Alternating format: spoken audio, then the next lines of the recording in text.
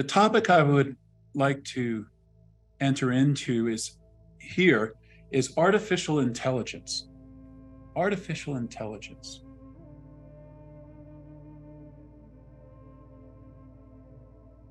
That whole field is in a process of rapid expansion, geometric expansion, meaning that it's not just some gradual escalation of ability. No, this is something that is, doubling and tripling and quadrupling in capacity in a very short period of time. And so people in the world are saying, hold on to your hats. It's happening now. We're on the brink of this thing now. There are all kinds of wonders to it. Wondrous ability in artificial intelligence. And most of us, in some way or another, whether it's labeled exactly that or not, are involved in artificial intelligence. If you're on your phone doing Facebook, there's an artificial intelligence inside all that. If you're doing a Google query, there's artificial intelligence in that. And I can name other ways that it's in my life. So there are all kinds of benefits, you might say, all the promise of artificial intelligence. There's a man who wrote a book called Abundance, and he talked about the fact that at the time, and it's a little bit different right now, but at the time, computing power was doubling every year. And he was saying that by virtue of that doubling, all of humankind's problems were going to be answered because computers would figure it out. So it's easy to see the promise of artificial intelligence and to be excited by that. But people are also worried about the pitfalls of it. And there was a letter that was developed by and signed by technology people, many of whom are at the heart of creating artificial intelligence, warning of the pitfalls and saying there ought to be a 6-month moratorium on the development of artificial intelligence. They identified a short-term risk, a medium, and a long-term. The short-term risk was disinformation. Just because it's artificial intelligence doesn't mean it's telling the truth or it's really intelligent. So they identified that. Second one was job loss. Going to take all our jobs.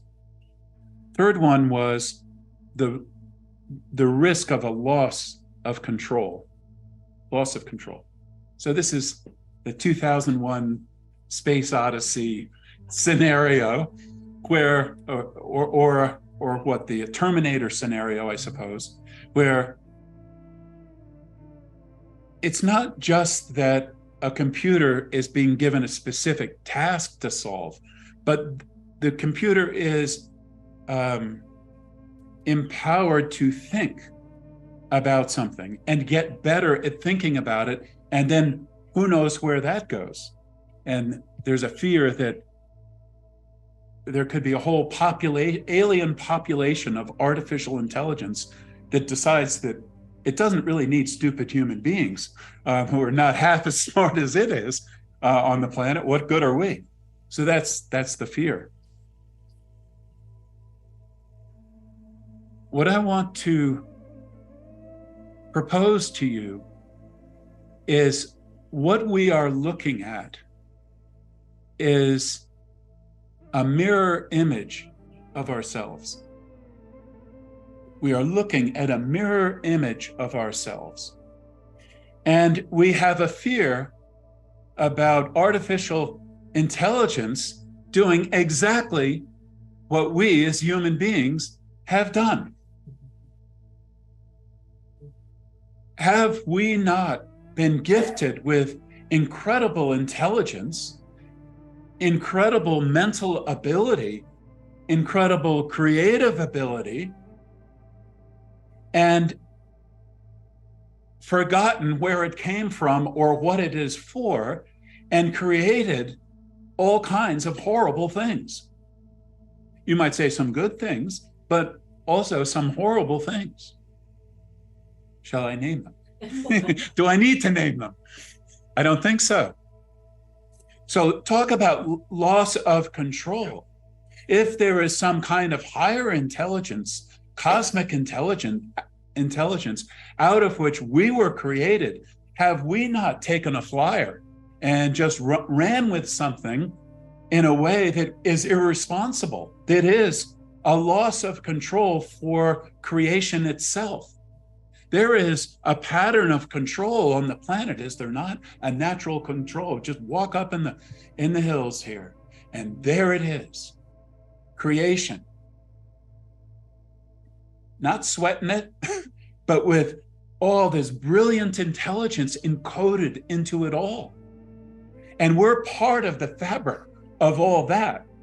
And yet we've somehow ran away from it and developed amazing silos of knowledge, right? You have deep, deep knowledge about nuclear physics over here, deep, deep knowledge about biology over here, and on it goes. Deep silos of knowledge, penetrating depths of understanding of how that silo works. But altogether, if we as humankind have all these silos of knowledge, but they're disconnected, is that not an opportunity for all kinds of mischief and destruction? It looks one way when you're just in that silo, but where is someone with a holistic view of the whole thing and how it all fits together? How does that happen for us as human beings? It happens because there is a higher wisdom that integrates it all. We could name some of the elements of a higher wisdom. Knowing who you are. That's a higher wisdom. Knowing why you're here.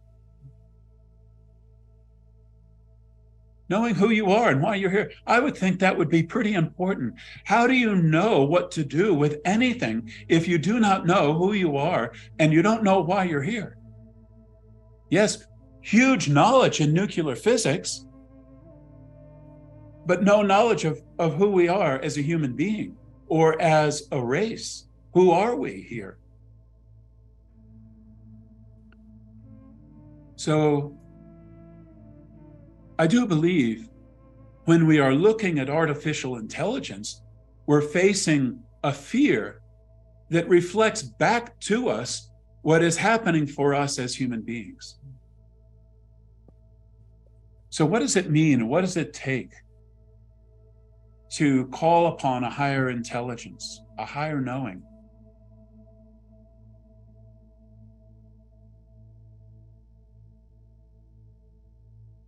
Who are we? That question is sometimes asked as if it's this enigma that's impossible to know. Who are we? It's the great existential question. We live in a context of creation. And when I speak of creation, I'm not speaking so much of our own creation, so that's part of it. But I'm speaking about the natural world. We live in the context of creation. And within creation, one with creation is the creator. The creator is in all things, creating all things. We live in a sentient world, in a sentient universe. a universe and a world that has purpose and function. We are here obviously as creation, yes? Like we are we're not apart from the animals we see walking out there and all the vegetation, all the rocks and the sky and the seas. We're not apart from that. We are creation. Our physical bodies are creation. And like all of creation, we have consciousness. We are not just a thing. We are not just physical matter. We are consciousness. We are being. We are being. We are the creator who's one with the creation, in the creation. And for us, we like to say there's something special about us as human beings. We are conscious and we have choice. And sometimes that, I think, underestimates consciousness in all of creation. But still, we have to say that there's something unique about us as human beings, unique conscious abilities. We are here to be conscious creators and bringing the heartbeat of creation, well, the heartbeat of the creator into creation. And that's literally what is happening for us. The heartbeat of creation is beating in our physical hearts. The heartbeat of the creator is here. And yet, somehow, as human beings, we've managed to get ourselves in a state where we walk around unaware of who we are. I saw an interview of Sting on BBC television. That's their public TV in the UK. And he'd just been awarded a fellowship as a songwriter. And he said, he was so proud of that. He said, if you look at my passport, my occupation is songwriter. And he'd been acknowledged with this fellowship. So he was being interviewed and he got asked, well, what do you think? AI can now write a song. So the implication was, are you now about to be retired? And he said this, he said, I don't really think that artificial intelligence can put the heart in music as a human being can.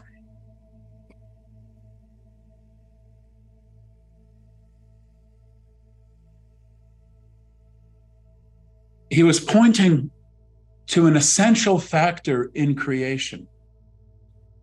You might say it is something that comes through the heart. And for us as human beings, so much is accessed through the heart, and so much has to come through the heart into the world. The heart is the door. Higher intelligence includes a wisdom of the heart. That wisdom of the heart includes those things that Cease was speaking of so beautifully. You can be very intelligent in an analytical way, but if you don't have the wisdom of the heart to see and acknowledge and honor the being of another human being, the beingness of them, something is tragically missing. And if you think of what happens with music, at its best, there is a higher intelligence, a higher wisdom, a higher knowing, and a higher love that is invested into those musical notes by the songwriter as creator. And a person listening is moved not just by the notes. They are moved by the magic of songwriting, by the spirit and the feeling of the person who wrote it. That's the meaning of it. The song divorced from another person is meaningless. It has meaning because it accesses that in me, and it's an expression of that for the songwriter. But that's songwriting. All of creation is like that, and all of intelligence is like that. It is not just an analytical thing.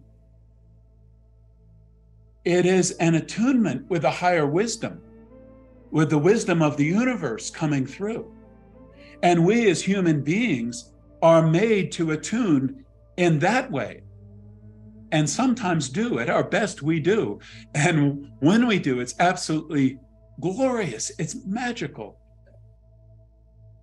I'll say, I felt that like crazy here with you all this morning. What a pleasure just to be in that. People who have opened up their heart and souls to a higher reality, a higher wisdom, a higher love, and they're just giving it expression, letting it come out.